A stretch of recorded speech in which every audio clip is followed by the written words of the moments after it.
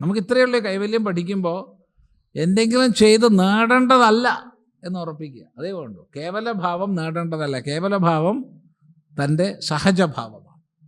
കേവലഭാവമാണല്ലോ കൈവല്യം, കലർപ്പില്ലാത്ത ഭാവം. കലർപ്പുണ്ടാക്കാനാണ് നമ്മൾ പലതും നേടുന്നത്. അല്ല, എന്നാലോചിച്ച് നോക്കൂ. നമ്മൾ നേടുന്നതൊക്കെ കലർപ്പുണ്ടാക്കാനല്ലേ. ഞാൻ പത്നിയെ നേടി, അല്ലെങ്കിൽ പതിയെ നേടി. ഒറ്റയ്ക്കായിരുന്ന ഞാൻ ഒരു കലർപ്പായി, ഇപ്പോൾ രണ്ടായി. അത് നേടി, ഇത് നേടി, എന്ത് നേടിയോ കലർപ്പായി. കേവലഭാവം നേടേണ്ടതല്ല.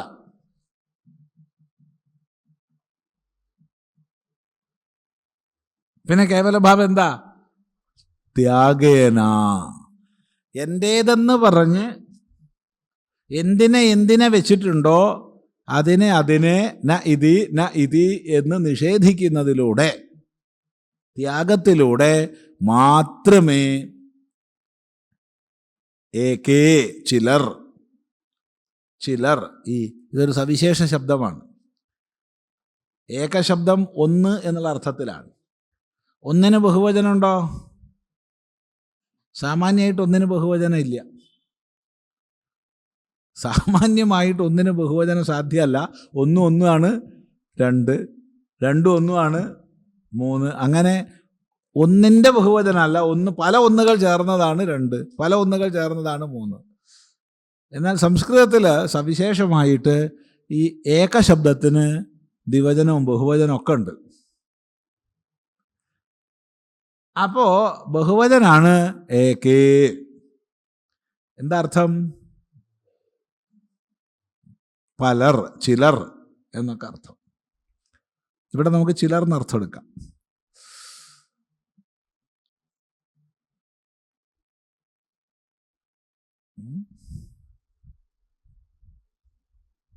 ഏകേ, ചിലർ. പലർന്നും പറയാട്ടോ മലയാളത്തിൽ പറയുമ്പോൾ. അപ്പം പലര് ഇത്രയും കാലമായിട്ട് പലരും മുക്തരായിട്ടുണ്ട്. എത്ര പേര് മുക്തരായി എന്ന് ആർക്കും പറയാൻ വയ്യ. എത്ര പേര് അമൃതത്വത്തെ പ്രാപിച്ചു ആർക്കും പറയാൻ വയ്യ. അവനവന് മാത്രമേ അറിയൂ, വേറെ ആർക്കും അറിയില്ല. എന്നാൽ അമൃതത്വത്തെ പ്രാപിച്ചിട്ടുണ്ട്. ഈ പ്രാപിക്കുക എന്നുള്ളത് ഉപചാര വാക്കാന്ന് ഇന്നലെ പറഞ്ഞു കിട്ടുമോ? കണ്ഠജാമീകരം എന്നൊക്കെ പറഞ്ഞു ഇന്നലെ. നെക്ലേസിൻ്റെ ദൃഷ്ടാന്തം പറഞ്ഞു. അല്ലാതെ പ്രാപിക്കുകയല്ല. അങ്ങനെ അനാദികാലമായി എത്രയോ മഹാപുരുഷന്മാർ കൃതാർത്ഥതയിലേക്ക് ഉയർന്നിട്ടുണ്ട്. ആ കൃതാർത്ഥതയിലേക്ക് ഉയർന്നത് എന്തെങ്കിലും നേടിയത് കൊണ്ടല്ല. പിന്നെയോ എൻ്റേതെന്ന് പറഞ്ഞ് വെച്ചുകൊണ്ടിരുന്നതിനെ ഉപേക്ഷിച്ചതിലൂടെയാണ്. ത്യാഗേന. എന്താണ് ആ പ്രക്രിയ? ഇതല്ല ഞാൻ എന്നുള്ള വിചാരം. നേതി.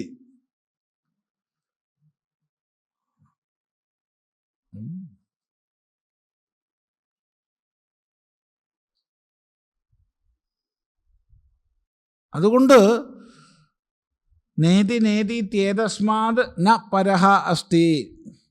ഇതല്ല, ഇപ്രകാരമല്ല എന്നുള്ളതിനേക്കാൾ വലിയൊരു പ്രമാണമില്ല എന്ന് ഉപനിഷത്ത് പറയും. ഇപ്രകാരമല്ല, ഇതല്ല എന്നുള്ളതിനേക്കാൾ വലിയൊരു പ്രമാണമില്ല. ഇതാണ് എന്ന് പറയാൻ വയ്യ. കാരണം വാക്കിന് വിഷയമല്ല പരമസത്യം. അതുകൊണ്ട് ഇതാണെന്ന് പറയാൻ വയ്യ. അപ്പം പിന്നെ ഇതല്ല പറഞ്ഞ് നിഷേധിക്കാവുന്നതിനെ മുഴുവൻ നിഷേധിക്കുമ്പോൾ അനിഷേധ്യമായ സ്വരൂപം ശേഷിക്കുന്നു. ഇതാണ് ത്യാഗം.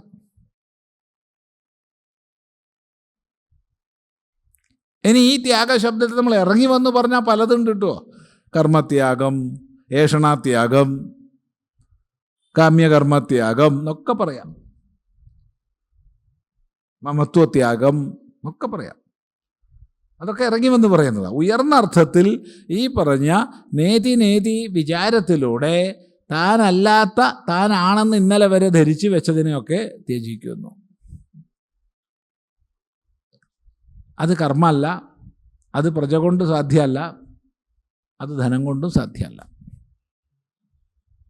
ഇവിടെ കർമ്മം വേണ്ട, പ്രജ വേണ്ട, ധനം വേണ്ട എന്നൊന്നും പറഞ്ഞിട്ടില്ല കേട്ടോ. ഇത് പ്രത്യേകം ശ്രദ്ധിക്കണം. കാരണം ഇത് കൈവല്യോപനിഷത്ത് പഠിക്കുന്ന തലത്തിൽ മാത്രമേ ഇത് പറഞ്ഞു കൊടുക്കാൻ പാടുള്ളൂ. ലോകരോട് പോയിട്ട് ഇതൊന്നും പറഞ്ഞു കൊടുക്കാൻ പാടില്ല. പ്രത്യേകം ശ്രദ്ധിക്കണം. സാമാന്യ ലോകത്തോട് വേദാന്തം ഉപദേശിക്കാൻ പാടില്ല, അനർത്ഥമേ ഉണ്ടാക്കുള്ളൂ.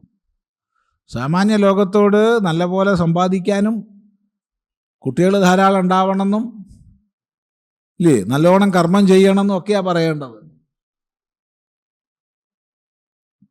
അനേക കോടി ജനങ്ങളിൽ ഒരാളാണ് വേദാന്ത ജിജ്ഞാസുവായിട്ട് വരുന്നത്. അയാൾക്ക് മാത്രമേ വേദാന്തം ഉപദേശിക്കാൻ പാടുള്ളൂ. അല്ലാച്ചാൽ നമ്മുടെ സമൂഹത്തിൽ നാശമാണ് വരിക. ക്ലാസ് മാറി പഠിപ്പിച്ചാൽ നാശമേ ഉണ്ടാവുള്ളൂ. ആഗ്രഹിക്കാൻ പഠിപ്പിക്കണം ലോകത്തോട്. ഇത് പ്രത്യേകം ശ്രദ്ധിക്കുക. കാരണം ഇപ്പോൾ ഇവിടെ വന്നു, നമ്മൾ ഒത്തൊരുമിച്ചിരിക്കുന്നു. കഷ്ടകാലത്തിന് ഇന്ന് വൈകുന്നേരം ആരെങ്കിലും പ്രഭാഷണ സ്ഥലത്ത് വന്നിട്ടുണ്ടെങ്കിൽ നേരെ വിപരീതം അവിടെ പറയുക. ഇയാളെന്തൊരു കള്ളനാണ്, രാവിലെ എങ്ങനെ പറഞ്ഞു വൈകുന്നേരം അങ്ങനെ പറഞ്ഞു എന്ന് തോന്നും. കാരണം വേദാന്തം പഠിക്കാൻ തയ്യാറായി വന്നിട്ടുള്ളവർക്ക് പറയുന്നതും സമൂഹത്തോട് പറയുന്നതും രണ്ടാണ്, ഒന്നല്ല. വേദാന്തം സമൂഹത്തോട് പറയരുതെന്നാണ് നമ്മുടെ അഭിപ്രായം. ധർമ്മശാസ്ത്രം സമൂഹത്തിൽ വാരി വിതറാം. അത് ധർമ്മത്തിലൂടെ ഉയരട്ടെ.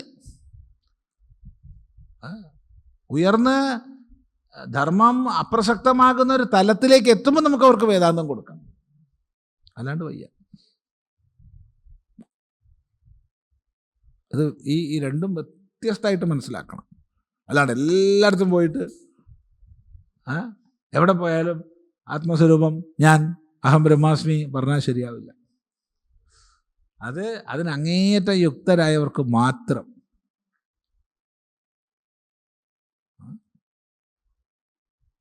അത് പ്രത്യേകം ശ്രദ്ധിക്കണം. അവിടെ നമ്മൾ ധനം വേണം, പ്രജ വേണം, കർമ്മം വേണം എന്ന് തന്നെയാണ് പറയേണ്ടത്. ത്യാഗത്തിനൊന്നും പോരുത് കേട്ടോ ആരും. ഇത് ത്യാഗം, ആവിഡിത്തം എന്നാണ് പറയുന്നത്. ആ തല വ്യത്യാസം മനസ്സിലായില്ലോ? അത് ശ്രദ്ധിക്കുക. ഒന്നും നേടാത്തവൻ എന്തുപേക്ഷിക്കാനാ?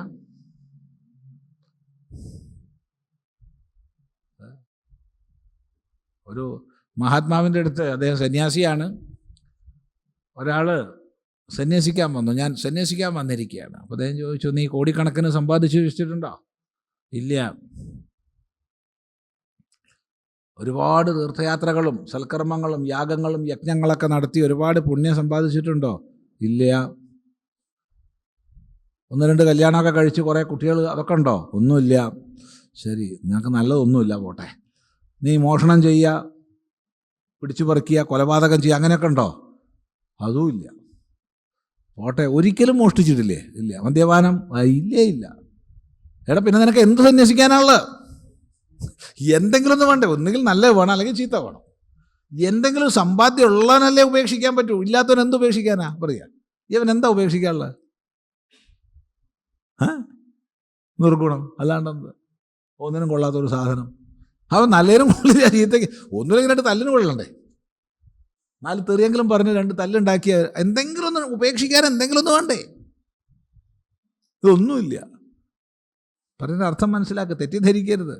നിങ്ങൾ മോശം ചെയ്യണമെന്നല്ല പറഞ്ഞത്. എന്തെങ്കിലും ഉള്ളവനല്ലേ ഉപേക്ഷിക്കാനുള്ളൂ. അപ്പം ആദ്യം കർമ്മകാണ്ഡം കൊണ്ട് സമ്പാദിക്കണം. ഈ ലോകവും പിതൃലോകവും ദേവലോകവും സമ്പാദിക്കണം. ഈ ലോകം എന്ന് പറഞ്ഞാൽ തന്നെ വളരെ വലുതാണ്. നമ്മൾ വിചാരിക്കുന്നത് ചെറിയൊരു പരിധിയുടെ ഉള്ളിൽ പെട്ടതല്ല ഈ ലോകം.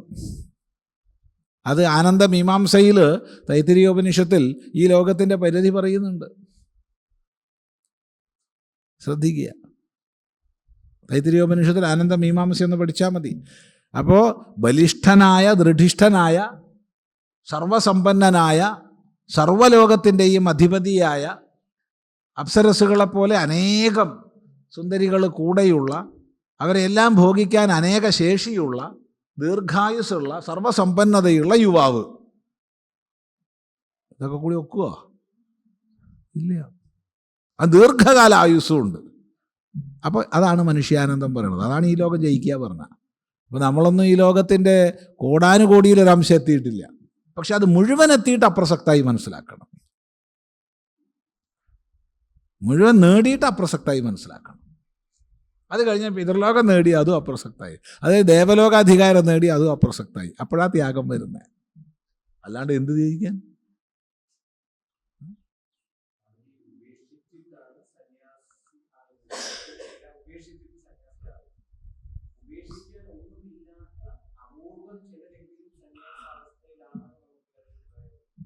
തീർച്ചയായിട്ടും ഉപേക്ഷിക്കാൻ ഒന്നുമില്ലാത്ത ആൾ സഹജ സന്യാസം തന്നെയാണ്.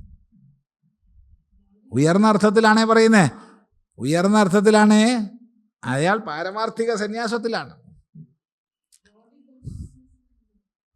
അതെ, ബോഡി കോൺഷ്യസ്നെസ് അല്ലേ എന്നാ ചോദ്യം. അതിനെ അതിക്രമിക്കുന്നതാണിത്, അത്രയേ ഉള്ളൂ. ഭഗവാൻ ഈ പറഞ്ഞ തല ഏതാന്ന് ഒന്ന് ചിന്തിക്കൂ. ഈ പറഞ്ഞ തലം ഏതാണെന്ന് സൂക്ഷ്മമായി നിരൂപണം ചെയ്യുക. സാമാന്യ അർത്ഥമല്ല പറഞ്ഞതിപ്പോ.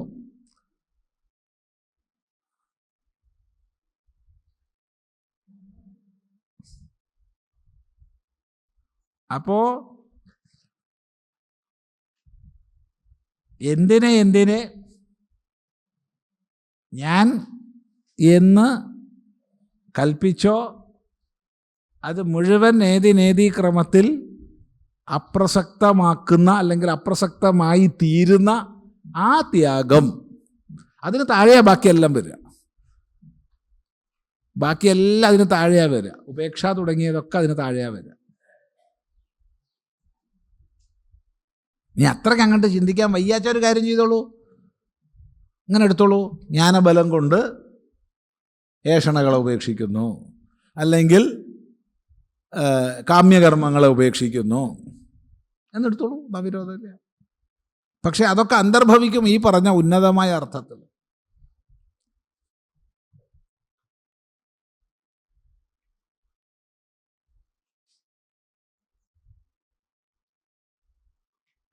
ചിലർ അല്ലെങ്കിൽ പലർ അമൃതത്വത്തെ പ്രാപിച്ചിരിക്കുന്നു. ഇപ്പൊ സദ്ഭിസേവ്യമാനാം എന്ന് മാത്രമല്ല, തൻ്റെ ചോദ്യത്തിൽ സർവപാപം വ്യപോഹ്യ പരാത്പരം പുരുഷം യാതി വിദ്വാൻ എന്നൊക്കെ ചോദിച്ചിട്ടുണ്ട്. ആ തലത്തിലേക്ക് കർമ്മത്തെ കൊണ്ടോ പ്രജയെ കൊണ്ടോ ധനത്തെ കൊണ്ടോ പ്രാപിക്കാൻ സാധ്യമല്ല, ത്യാഗം കൊണ്ട് മാത്രമാണ് ചിലർ പ്രാപിച്ചിട്ടുള്ളത് എന്ന് പറഞ്ഞു. ഇത് സൂചനയാണ്. ഈ ഒരു ജ്ഞാനനിഷ്ഠ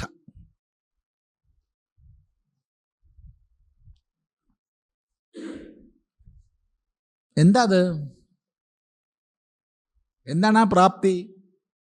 അത് വേറെ എവിടെയെങ്കിലും പോയി പ്രാപിക്കുകയാണോ അമൃതത്വം?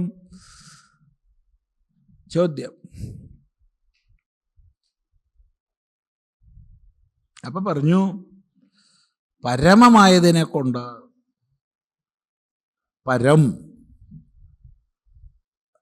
പരം സർവോത്കൃഷ്ടമായ ഇന്ദ്രിയങ്ങൾക്കും മനസ്സിനും ബുദ്ധിക്കും എന്ന് വേണ്ട സകല പ്രമാണ പ്രമേയ വ്യവഹാരങ്ങൾക്കും ഉപരിയുള്ള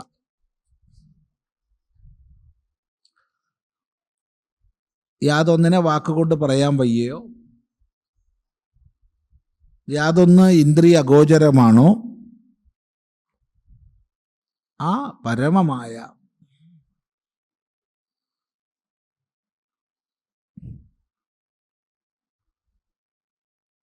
പരേണ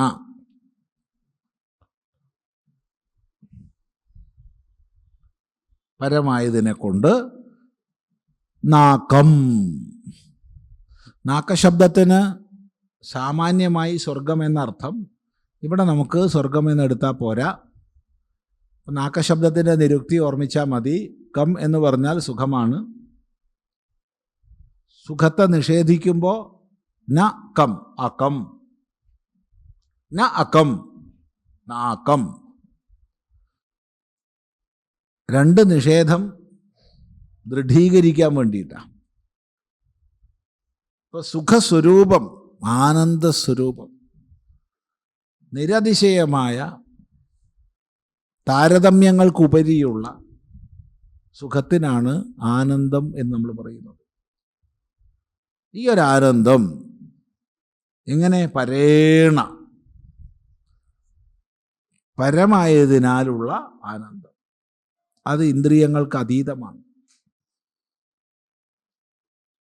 അങ്ങനെയുള്ളതായ ആനന്ദം ഗുഹായാം നിഹിതം,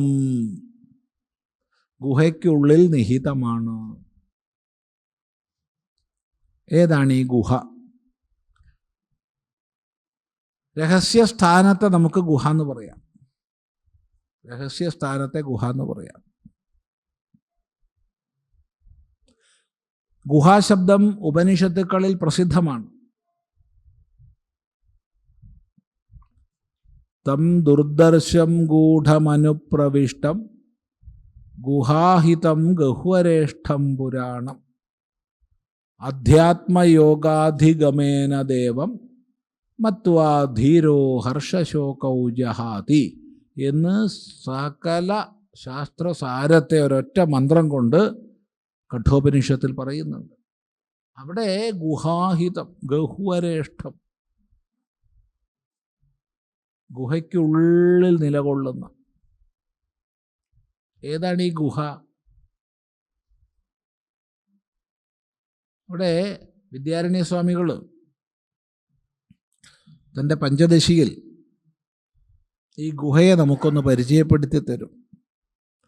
ദേഹാദഭ്യന്തര പ്രാണ, പ്രാണാദഭ്യന്തരം മനഃ, തതഃ കർത്താ തതോ ഭോക്താ ഗുഹാസേയം പരമ്പരാ.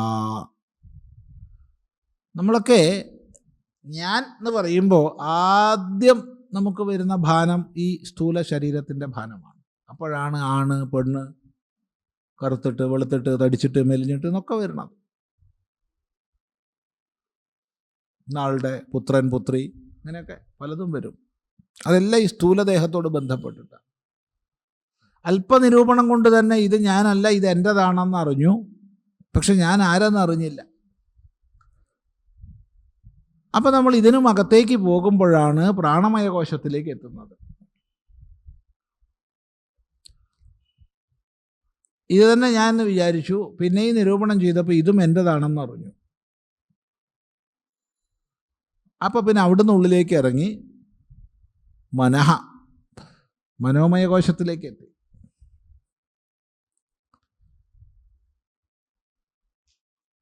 മനസ്സും എൻ്റെതാണല്ലോ, ഞാനല്ലല്ലോ എന്നറിഞ്ഞു. അപ്പോൾ കർത്തൃത്വത്തോടു കൂടിയ, കർത്തൃത്വം ഞാൻ ചെയ്യുന്നു എന്നുള്ളത് ബുദ്ധിയിലാണ്, വിജ്ഞാനമയ കോശമാണ്. ഇതും എൻ്റെതാണല്ലോ, ഞാനല്ലല്ലോ എന്നറിഞ്ഞപ്പോൾ അതിനുമുള്ളിൽ ആനന്ദഭുക്കായിട്ട് ഭോക്തൃത്വം, ഭോക്താവ് എന്നുള്ള ഭാവം, ഇങ്ങനെ ക്രമമായി ഉള്ളിലേക്ക് പോകുന്ന ഒരു പരമ്പരയാണ് ഗുഹ. ഈ ഗുഹയും കൊണ്ടാണ് നമ്മളെല്ലാവരും ഇരിക്കുന്നത്. ഗുഹയ്ക്ക് ഉള്ളിലേക്ക് പോവാതെ പുറത്തേക്കാണ് നമ്മൾ പോയിക്കൊണ്ടിരിക്കുന്നത്. നമ്മുടെ തന്നെ ഉള്ളിലേക്കൊന്ന് ആഴ്ന്നിറങ്ങുന്നതാണ് ഈ ഗുഹാവാസം, ഈ ഗുഹയിലേക്കുള്ള യാത്ര. അപ്പോഴേ ഗുഹയ്ക്ക് ഉള്ളിലിരിക്കുന്ന ആളെ തിരിച്ചറിയുള്ളൂ. അതുകൊണ്ട് ഈ പരമമായതിനെ കൊണ്ടുള്ളതായ ആനന്ദസ്ഥിതി ഗുഹയ്ക്കുള്ളിൽ നിഹിതമാണ്. ഇത് പറയുന്നതോടുകൂടി സാധകൻ്റെ അന്വേഷണം പുറമേക്ക് പോകുന്നത് തടഞ്ഞു. തടയാന്ന് പറഞ്ഞാൽ ഗുരു തടയല്ല, ബോധം കൊണ്ട് അവിടെ തടഞ്ഞു. എന്നിട്ട് തന്നുള്ളിലേക്ക് തിരിച്ചു വിടുന്നു.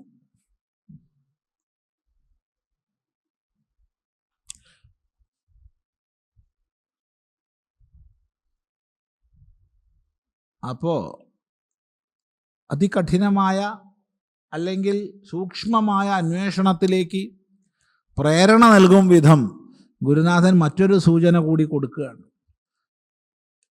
യതയഃ യത് വിശന്തി. യതയഃ, ഈ അച്ചടിച്ചത് കയ്യിലുള്ളവർ തിരുത്തണം, യതയഃ എന്നാക്കണം. ത ഇതിൽ യതയഃ എന്നാണ്, അത് മാറ്റി യതയഃ എന്നാണ്.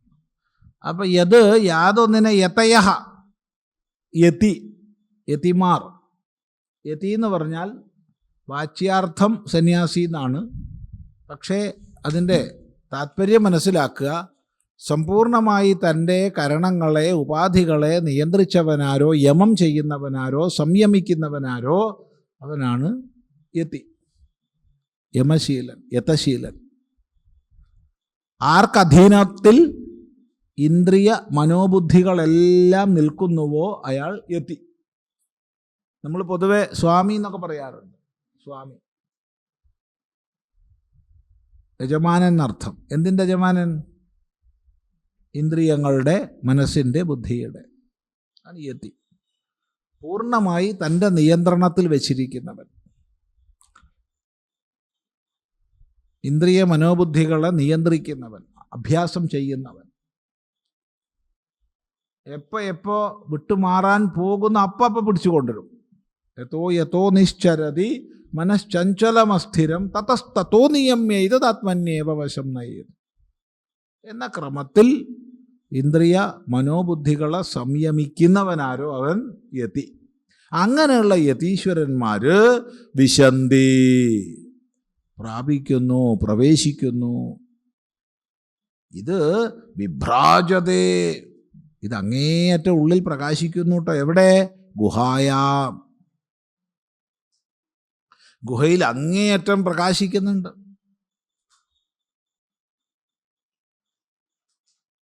അതിനെ വിജ്ഞാനികൾ, യതീശ്വരന്മാർ പ്രാപിക്കുന്നുമുണ്ട് എന്ന് പറയുമ്പോൾ ശിഷ്യന് അന്വേഷിക്കാനുള്ള പ്രേരണയായി, തൻ്റെ ഇടമായി, ധൈര്യമായി. ഇല്ലെങ്കിൽ എന്താ വെച്ചാൽ ഇത് വളരെ ഗുഹയ്ക്കുള്ളിലേക്ക് പോകണം, ഇതൊന്നും നേടാനും പറ്റില്ല, ഇതൊന്നും ആരും അറിഞ്ഞിട്ടുമില്ല എന്ന് പറഞ്ഞാൽ പിന്നെ താനെന്തിനാ പോണത്?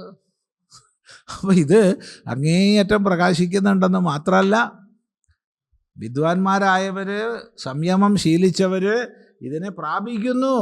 ഇത് നീ മനസ്സിലാക്കൂ.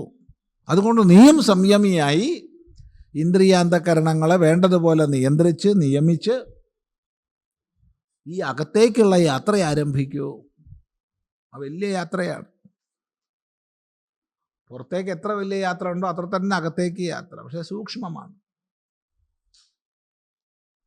സൂക്ഷ്മമായതുകൊണ്ട് തന്നെ അതിനനുസരിച്ചുള്ള തയ്യാറെടുപ്പുകളൊക്കെ ആവശ്യമാണ്. അവിടെ ഗുരു, ശാസ്ത്ര, സമ്പ്രദായങ്ങളൊക്കെ കൂടെ ഉണ്ടാവണം.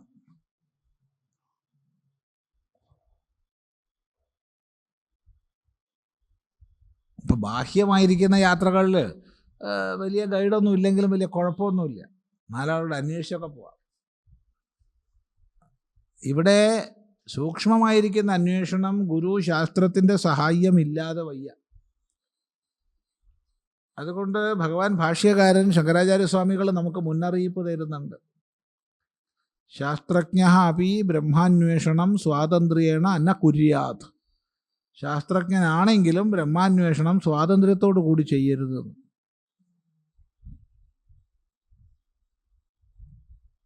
കാരണം നിഗൂഢ മേഖലകളിലേക്ക് പോകുന്നില്ലെങ്കിൽ കുഴപ്പമൊന്നുമില്ല.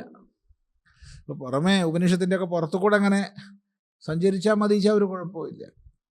അല്ലാതെ പോകുമ്പോൾ ശരിയായ മാർഗദർശനം വേണ്ട സമയത്ത് ഇല്ലെങ്കിൽ തകരാറായി പോകും. അത് ശ്രദ്ധിക്കേണ്ടതാണ്. ഇത് വേദാന്ത വിചാരത്തിലല്ല, എല്ലാ സൂക്ഷ്മ സാധനങ്ങൾക്കും ഇങ്ങനെ തന്നെയാണ്. എല്ലാ സൂക്ഷ്മ സാധനങ്ങൾക്കും. കാരണം അത് മനുഷ്യൻ്റെ സവിശേഷതയാണ്, അല്ലേ? എന്താ അഭിപ്രായം? ഒരു ഉറുമ്പിനെ പിടിച്ചിട്ട് നിങ്ങളൊരു കുളത്തിലിട്ട് നോക്കോ, അത് നീന്തിപ്പോവും. ഒരു ആനക്കുട്ടീനെ പിടിച്ചിട്ട് കുളത്തിലിട്ട് നോക്കോ, അത് നീന്തി കരയ്ക്ക് കയറും. ഒരു മനുഷ്യക്കുട്ടീനെ എടുത്തിട്ട് കുളത്തിലിട്ട് നോക്കോ, അത് മുങ്ങിച്ചാവും, ഇല്ലേ? കാരണം മനുഷ്യനെ സംബന്ധിച്ച് എല്ലാത്തിനും ഗുരുവാണ്. നടക്കാൻ, ഓടാൻ, എല്ലാത്തിനും ഗുരുവുണ്ട്. ഗുരു ഇല്ലാതെ ഒരു വിദ്യ നമ്മൾ പഠിച്ചിട്ടില്ല. ഒന്ന് ഓർമ്മിച്ച് നോക്കൂ. പിച്ച വെച്ച് നടക്കുമ്പോൾ കൈപിടിച്ച് അമ്മ നടത്തിച്ചത് ഓർമ്മിച്ച് നോക്കൂ. ഒരു കറിക്ക് കഷ്ണം നുറുക്കണമെങ്കിൽ ഗുരു വേണ്ടേ? ഇല്ലാച്ചാൽ വിരലായിരിക്കും നുറുക്കണത്. അതെ, എത്ര ബലം കൊടുക്കണം, എത്ര വേണം അറിയണം, അല്ലാതെ പറ്റില്ല. നീന്തണമെങ്കിൽ, നടക്കണമെങ്കിൽ, ഓടണമെങ്കിൽ എല്ലാത്തിനും ഗുരു വേണം. മനുഷ്യന് ഗുരു ഇല്ലാതെ ഒരു വിദ്യയും വയ്യ. അപ്പൊ പിന്നെ സൂക്ഷ്മ മേഖലകളിലേക്ക് പറയേണ്ടതുണ്ടോ?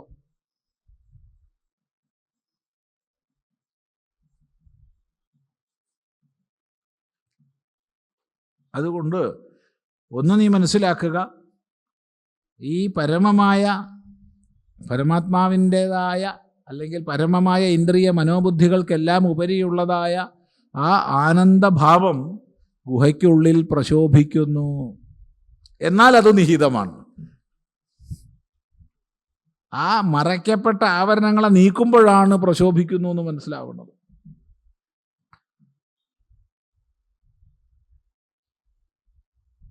ഒരു 10,000 ആതിഥേയർ ഒന്നായി വരുന്നത് പോലെ, ഒരു 10,000 സൂര്യന്മാർ ഒന്നിച്ച് ജ്വലിക്കുന്നത് പോലെ പ്രകാശിക്കുന്നു. പക്ഷെ പുറത്ത് പ്രകാശം ഇല്ല, കാരണം അത് മൂടപ്പെട്ടിരിക്കുകയാണ്. ഇതിനെ യതികൾ പ്രാപിക്കുന്നു. ഇതാണ് സൂചന. അപ്പോൾ ശ്രദ്ധാഭക്തി ധ്യാന യോഗാദ് അവൈഹി എന്ന് പറഞ്ഞതിന് ഒരു സൂചന കൊടുത്തു.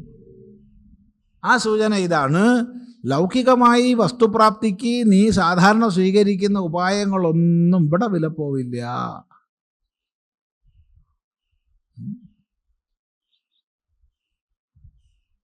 ഇവിടെ വിലപ്പോവില്ല.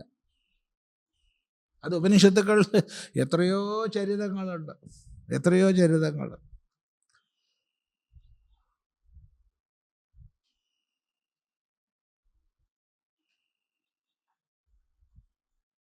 സകല ലോകങ്ങളും ദീർഘായുസ്സും അപ്സരസുകളും കുതിരകളും അതും ഇതും എല്ലാം നീ വെച്ചോളൂ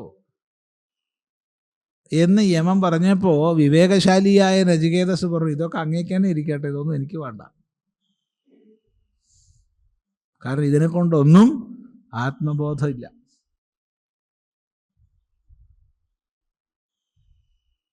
എത്രയോ സന്ദർഭങ്ങളിൽ ഉപനിഷത്ത് നമുക്ക് വെളിപ്പെടുത്തി തരുന്നുണ്ട്.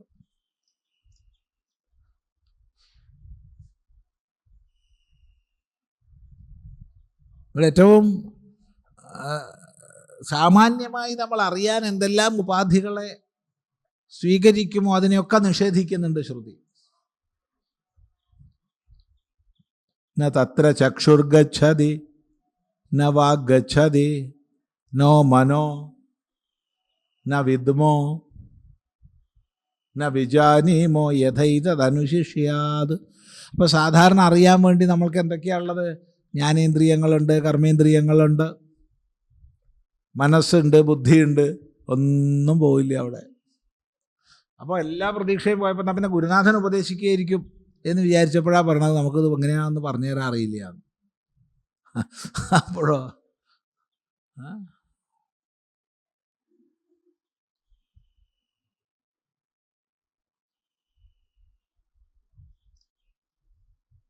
അപ്പം പിന്നെ എന്താ വഴി? ഇത് അന്വേഷിച്ചപ്പോൾ പറഞ്ഞു, ഇത് അറിയപ്പെട്ടതിൽ നിന്നും അറിയപ്പെടാത്തതിൽ നിന്നും അന്യമാണ്. അറിയപ്പെട്ടതിൽ നിന്നും അറിയപ്പെടാത്തതിൽ നിന്നും അന്യമായത് ഒന്നേ ഉള്ളൂ, അത് അറിയുന്നവനാണ്, അറിയുന്നവൻ്റെ സ്വരൂപമാണ്. അതുകൊണ്ട് നീ നിന്നിലേക്ക് തന്നെ ആഴ്ന്നിറങ്ങൂ, നീ ആരെന്ന് അന്വേഷിക്കൂ. ഇതാണ്. ഇത് അന്വേഷിക്കണമെങ്കിൽ യതിയാവണം. കാരണം യതി ആയിട്ടില്ലാച്ചോ എന്താ ഉണ്ടാവുക? കണ്ണ് അങ്ങോട്ട് പോവും, ചെവി ഇങ്ങോട്ട് പോവും, മൂക്ക് അങ്ങോട്ട് പോവും, നാക്ക് അങ്ങോട്ട് പോവും, ത്വക്ക് അങ്ങോട്ട് പോവും, മനസ്സ് എങ്ങോട്ടൊക്കെയാ പോവാന്ന് പറയാൻ വയ്യ. അതിൻ്റെയൊക്കെ പിന്നാലെ ബുദ്ധിയും പോവും. അതുകൊണ്ട് ഇവയുടെ ഈ ബാഹ്യഗതിയെ തടഞ്ഞ് നീ നിന്നിലേക്ക് ഒതുക്കൂ അവയെ. അപ്പോഴേ അന്വേഷണം സാധിക്കൂ. ഇതാണ് ലഭിച്ച സൂചന. നോക്കൂ, ന കർമ്മണ ന പ്രജയാ ധനേന ത്യാഗേ നൈകേ അമൃതത്വമാനശു പരേണ നാകം നിഹിതം ഗുഹായാം വിഭ്രാജത്തെ യതയോ വിശന്തി വേദാന്ത വിജ്ഞാന സുനിശ്ചിതാർത്ഥാഃ സന്യാസയോഗാത് യതയ ശുദ്ധസത്വാഃ തേ ബ്രഹ്മലോകേഷു പരാന്തകാലേ പരാമൃതാത് പരിമുച്യന്തി സർവേ.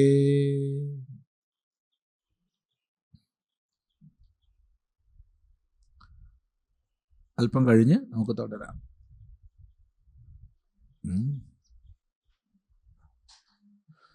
ഓം ഭദ്രം കർണേഭിഃ ശൃണുയാമ ദേവാഃ ഭദ്രം പശ്യേമക്ഷഭിര്യജത്രാഃ സ്ഥിരൈരംഗൈസ്തുഷ്ടവാംസസ്തനൂഭിർവ്യശേമ ദേവഹിതം യദായുഃ. സ്വസ്തി ന ഇന്ദ്രോ വൃദ്ധശ്രവാഃ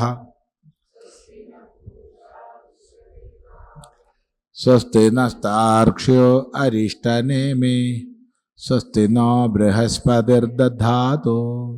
ഓം ശാന്തി ശാന്തി ശാന്തി.